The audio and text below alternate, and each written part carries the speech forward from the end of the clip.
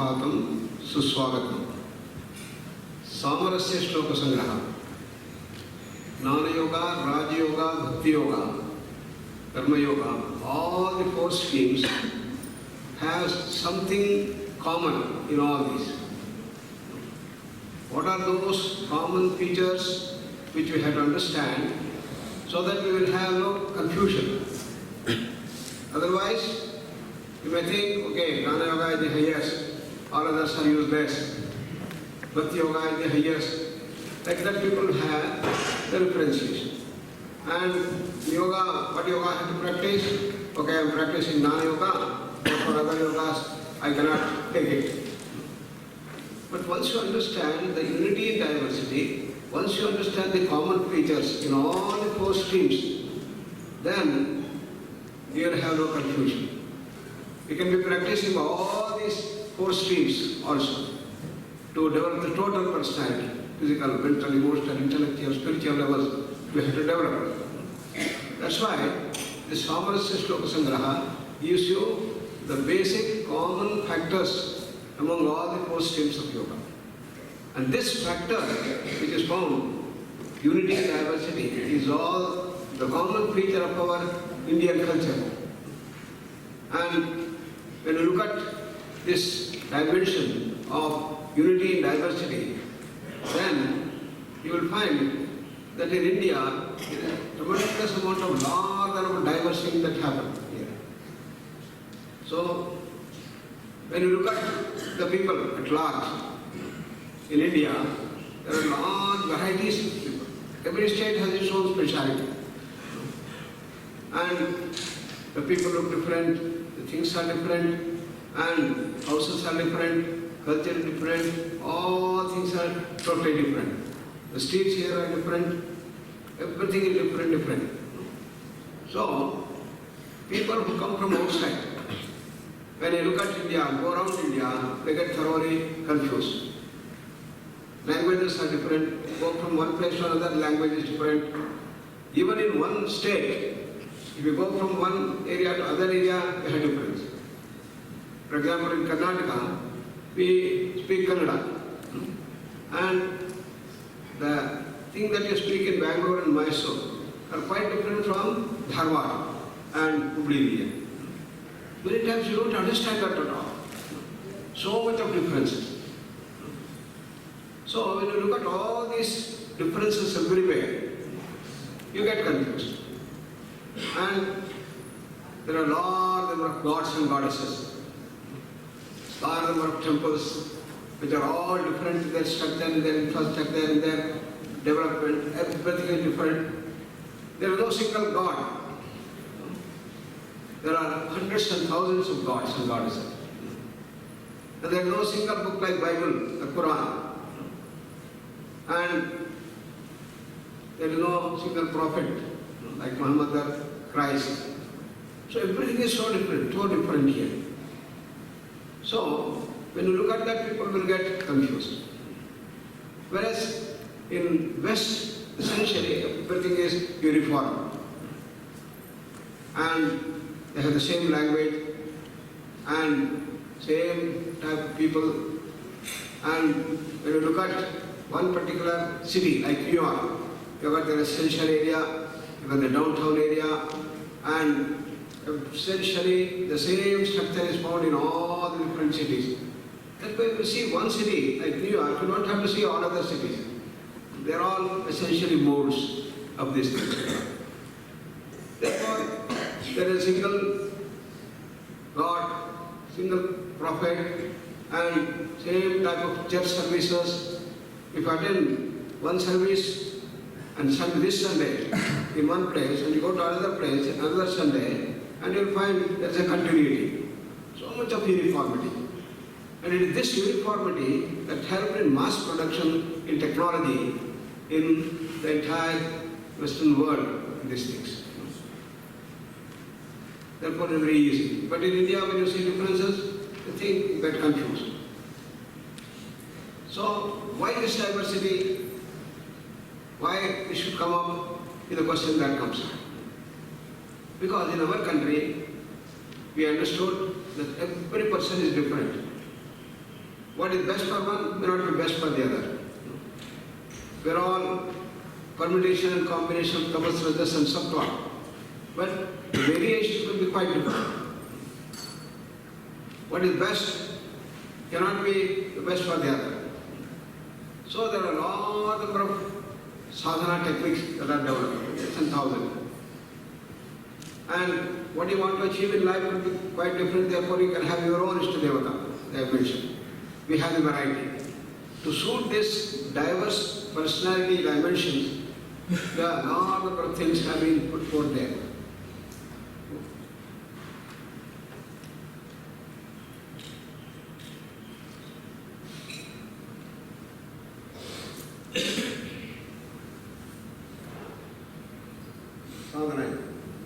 But unless you understand the basis, the underlying unity, you will not be able to understand Indian culture. The question is, what is that underlying unity? That's what we call as God. If you don't like the word God, okay, we can say it's pure consciousness. You can call it as reality. And you can call it in modern science, it's the absolute, the source of all creation.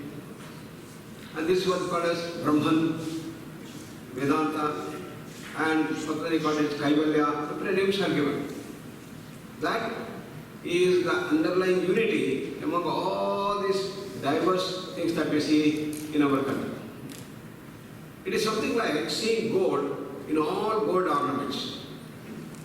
It's something like seeing water in all the waves in an ocean. It's something seeing clay in all the clay pots when you go there and see that.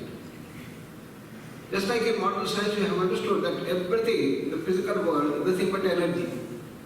So seeing energy at the base of all these physical entities is the unity in that we see in the physical world.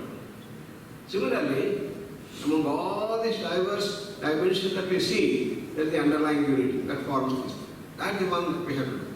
That's called as the God. So what you see outside, which is the grass, is called civilization. What is there inside is called as the culture. All of us have both the dimensions. Similarly, societies have two dimensions and countries have two dimensions. There is the civilization and there is the culture. And culture can be highly developed. Civilization will be not that developed. Or civilization can be highly developed. Culture may not be that developed. And a society is ideal when both these things are highly developed. To make this point, in Ramayana, we have three societies that have been presented. Sri Lanka, where Ravana was an embodiment of power. Sri Lanka is a defense superpower, economic superpower. And the people like Ravana, Indrajit, Kumbhakarna, all these people very highly developed in terms of their power. And Ravana had all the weapons, Brahmastra, Narayanastra, Pashpatastra, like all the nuclear power they may have, in the United States you have. And the whole country was so rich, everybody has plenty of money and all number of things to enjoy. And the city was so beautiful. So Valmiki, in the chapter, he describes the entire thing of Sri Lanka in a number of pages. He describes how the roads were so beautiful, there were beautiful fountains, and all number of trees bearing beautiful fruits, and plenty of things to eat, and all types of things to enjoy. And that is the description of Sri Lanka given there. That is the civilization which is in the highest income. But what about the culture? The culture was in a way. They are drawn by the asuri sampat, kama, krodha, lobha, moha, mada, matsarya. And the dimension support. That's what we see in Sri Lanka. Whereas in another thing, Kishkinda, where you have the civilization is a very low level. Hardly they did not have, they had any big buildings, they did not have beautiful roads, they didn't have any of these which you find in Sri Lanka. But the people there were highly cultured. That Hanuman, Jambavan, and many other people who were highly developed. They were almost a great gnanis. And their culture was in a highly developed position. And the third society we see is the Ayodhya. In Ayodhya, we have both the things highly developed. Civilization, highly developed. Culture also highly developed. And when there was a conflict between the two, then which is the one that will govern? It is the culture. For example, Sri Rama was to be the crown prince. The next day he was to be crowned. Yashoda had decided. He told everybody. Everybody was so happy that it should be done. But the previous night, what happened, you know? Kaikeyi asked, Dasharatha, you have to give me that boon which you have promised to give me. Yes, what boon you want? I'm prepared to give. Rama should go to the forest. He has to go for the S-VYASA for 12 years, 14 years. No? And my son, Bharata, should become the king. It was a shattering blow to Dasharatha. And Dasharatha was almost devastated. He could not take them. And he cried and told Kaikeyi, please ask something else. This is terrible, I cannot do this. No, you have given the boon. If you want to give, give. I don't want anything else. Then all the people in Ayodhya were very, very distressed, displeased. If there was democracy, then Rama would have got 99.9% votes everywhere. And all the people said, Rama, you should not go, you should be here. His brother Lakshmana was so angry about Kaikeyi. What nonsense he is telling. You know? Let Bharata come here. I will smash him. You know? And mother, Kausalya, she was also crying and crying. What is happening? Please don't go. Please don't go. You know? And even Vasishtha, Kuluguru, he said, Rama, even if you go, don't go there, doesn't matter. You know? According to Nyaya, you are perfect. You know? Because everybody wants. That is the law of the thing. Then what did Rama say? Nothing doing. We have to adhere to the dharma. Dharma is the spirit of the law. What is dharma? Matradevo bhava, Pitrudevo bhava, Acharya devo bhava. No? My mother is my God, my father is my God, and we have to follow what they want to do that. No? So Dasharatha might not have spelled out for me, but Kaikeyi has told me, and I know what is to be done. Therefore, he said, I am going to go. Comes to Kaikeyi and says, don't worry, my brother, you know, whatever you wanted, I'm going to do that. And next day, he's going to go. That is, when there is a conflict between all the comforts and riches of these things and the power, Rama took to the dharma, that the culture becoming higher than the civilization. This is what our India is. Therefore, when there is a conflict in our life about the wealth, luxuries and other things, and the inner dimension of culture, featured by the health, positive health, and spiritual dimension, the dharma, then this should reign. That's the lesson that we get there. So, this is what India is.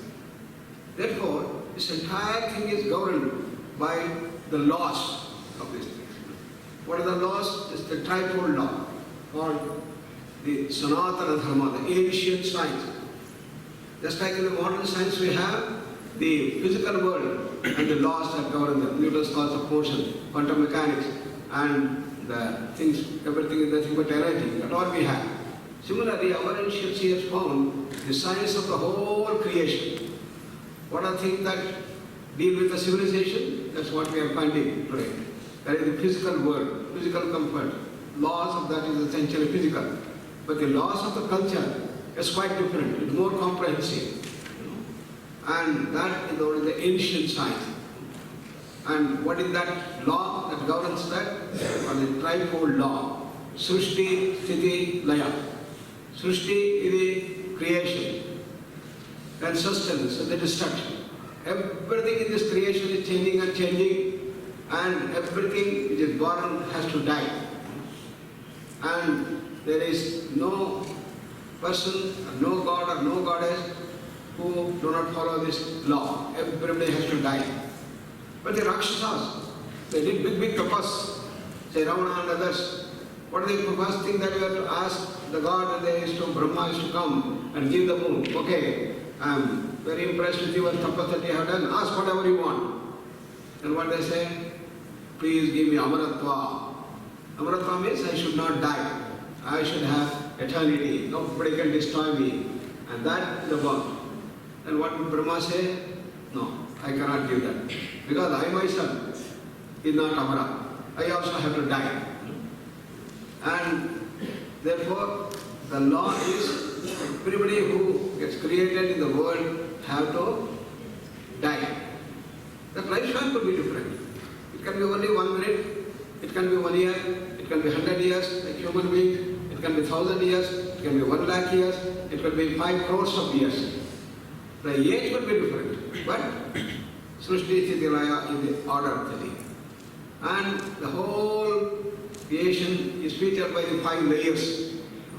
The law of the physical world is different. The law of the pranic world, the astral world, the information field, and the biological things. Pranamaya, Manomaya, Vijnana, Anandamaya course. The laws are different. But the basic law is the trifold law. And that is what governs the whole. So you have Brahman as the ultimate reality. That is that which is beyond the creation. That which goes beyond the Srishti Sthiti Laya is the pure consciousness. That's called Brahman. Consciousness. Then, in this thing, for the 3 laws, there are 3 forces essentially. Forces of creation, force of sustenance and force of destruction. And those forces are embodied, they are given. Just like in modern science we have embodied E as energy, M as mass, C as light. These things are given names. They are called Brahma, Vishnu, Maheshwara, Ishvara. Brahma is the name given to all creative forces that go on.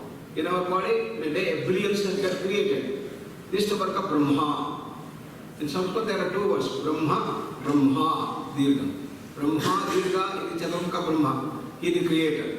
Brahma, Hraswa, is the ultimate reality, called Brahman. So the nominative form of Brahman is Brahma. And this is what you have to always understand. Therefore, Brahma is the creator. And his awareness, the author, therefore he has 4 sides he has. And the Vishnu is the sustainer. And all sustaining forces is governed by the Vishnu. And then we have Maheshwara who destroy. When our age is over, we have to destroy. And this is the trifold law, and these are the names that are given. So then what is the goal of life? To move towards ultimate reality. To manifest the divinity. To manifest the infinite knowledge, power and freedom is the goal of life. This is what Swami Vivekananda said. And this goal has been built in all of us. And we are not exposed to this goal of life. Therefore, most of the people in our country, everywhere, is totally confused. We don't know where we have to go. We just think that we want to become a millionaire, we want to become a billionaire. That's the goal of life. But is it all? Our ancient seers were very, very ambitious. They said, even if I become a billionaire, I become the richest person of the whole world, trillionaire, whatever, I am not satisfied. If I have all the luxury in this world, I am not satisfied. If I have everything, I am not satisfied. What I want infinite happiness. I want infinite knowledge. I have infinite power, infinite freedom. That is the goal. So to seek more and more bliss, more and more knowledge, more and more freedom, more and more power has been knit into our lives. This is what we have to recognize.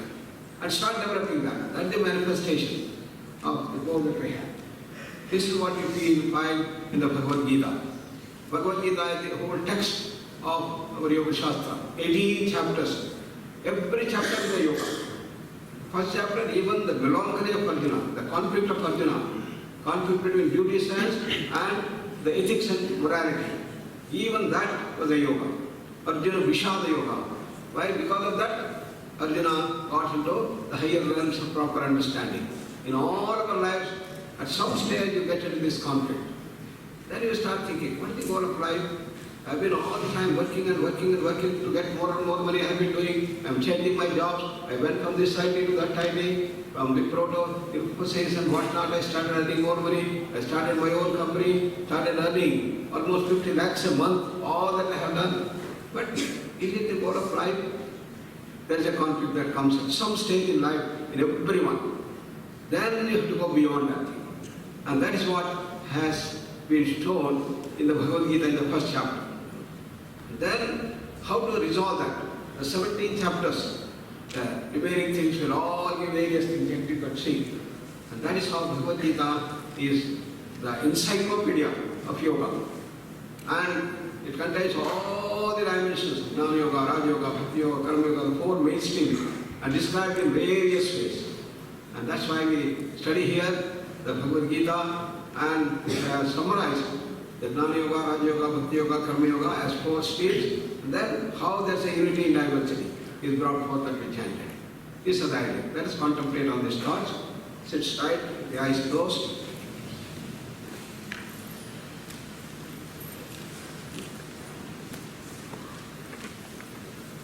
Relax all parts of the body from toes to head. Beautiful smile on the face.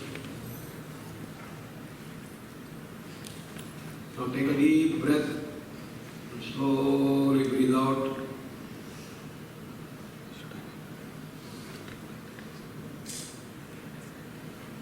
Look at the thoughts. Thoughts are coming and going, coming and going. It's governed by srushti of a thought, sthiti of a thought, and the destruction of a thought. Very short duration. Every thought is governed by this srushti, sthiti, laya. Only fraction of a second is the life, then it goes. Then another thought comes, goes. Another thought comes and goes. Similarly, look at the emotions. You become very angry, and the anger stays for a while, and the anger goes away. Everything, every emotion comes and goes, comes and goes. They call it thrilling experience, very, very happy thing. It comes, stays for a while, and then vanishes. Different creative thoughts come, and they vanish. Similarly, you have concentration that comes and goes away. Everything comes, stays for a while and goes away. That is the law of the creation. But at the base of that is our infinite silence, pure consciousness. And in that pure consciousness, all these thoughts, everything comes and goes, comes and goes.